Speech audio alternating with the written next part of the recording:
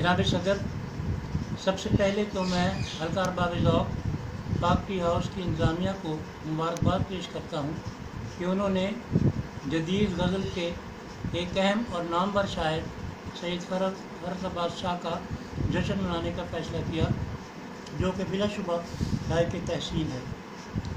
मेरा नुक्ता नज़र है कि फ़रहत अब्बास शाह के फ़न और शख्सियत पर गुफ्तगू करने के लिए एक तवील मज़मून की ज़रूरत है। एक मुख्तसर मज़मून में उनके फ़न का अहाता मुमकिन नहीं और ना ही उनके शायान शान होगा।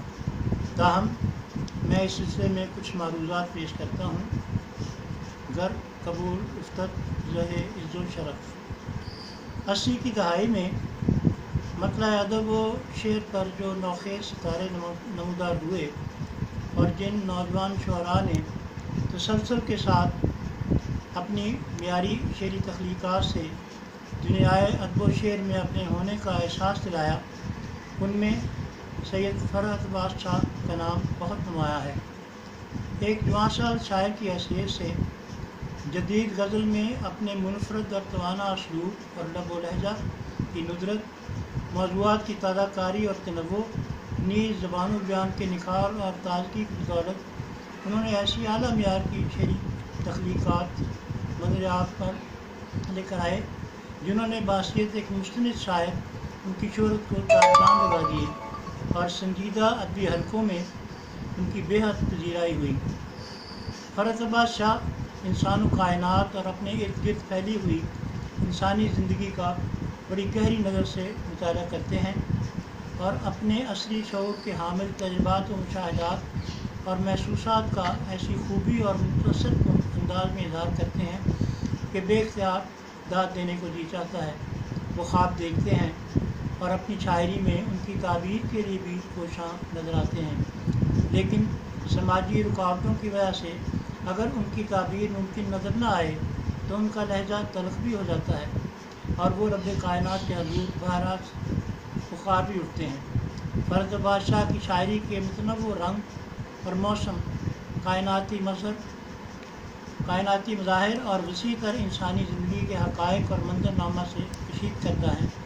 वो इंसान से प्यार करते हैं और इंसानियत पर होने वाले जुल्म व सितम और नाइंसाफ़ी पर चीख उठते हैं। फ़रहत अब्बास शाह के फ़न और शख्सियत का शेरी तज़किया करते हुए महसूस होता है कि वो एक मोहब्बत करने और मोहब्बतें बांटने वाले वजूद और उनकी शायरी अपने सामी को सहरज़दा करने का हुनर रखती है और अपने गैर मामूली शेरी कमालात की बदौलत उर्दू शेर अदब में उनका नाम हमेशा ज़िंदा रहेगा। एक गज़ल के कुछ इशार अर्ज़ करता हूँ। मतलब है, इशारे जिस्म से बाहर खड़ा हूँ, इशारे जिस्म से बाहर खड़ा हूँ, मैं खुद अपने मुकाबिल आ गया हूँ। सहर होने को है और जागता हूँ, सहर होने को है और जागता हूँ, पुराने हादसों को सोचता हूँ। फसीले ज़ात पर है खामोशी सी, फसीले ज़ात पर है खामोशी सी, हरीम ज़ात में महशर बना हूँ। फसीले ज़ात पर है खामोशी सी, हरीम ज़ात में महशर बना हूँ। और शेर है कि फ़कत तितली सी एक ख्वाहिश के पीछे, फ़कत तितली सी एक ख्वाहिश के पीछे, मैं कितनी दूर खुद से आ गया हूँ। और मेरी आँखों में जब से बस गया वो, मेरी आँखों में जब से बस गया वो, मैं उस दिन से मुसलसल रत जगा हूँ। और वो अपनी दास्तां कहता रहा है, वो अपनी दास्तां कहता रहा है, मैं अपनी दास्तां सुनता रहा हूँ। वो अपनी दास्तां कहता रहा है, मैं अपनी दास्तां सुनता रहा हूँ। और मैं डर जाता हूँ अपने अक्सी से, मैं डर जाता हूँ अपने अक्सी से, न जाने खुद में क्या क्या देखता हूँ।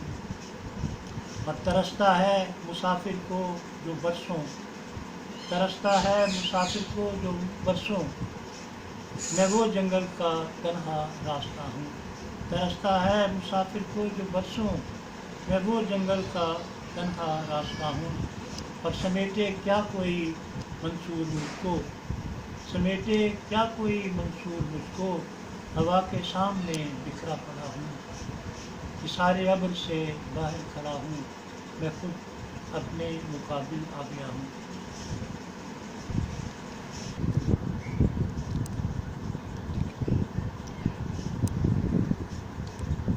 ये गज़ल के अशार अर्ज हैं।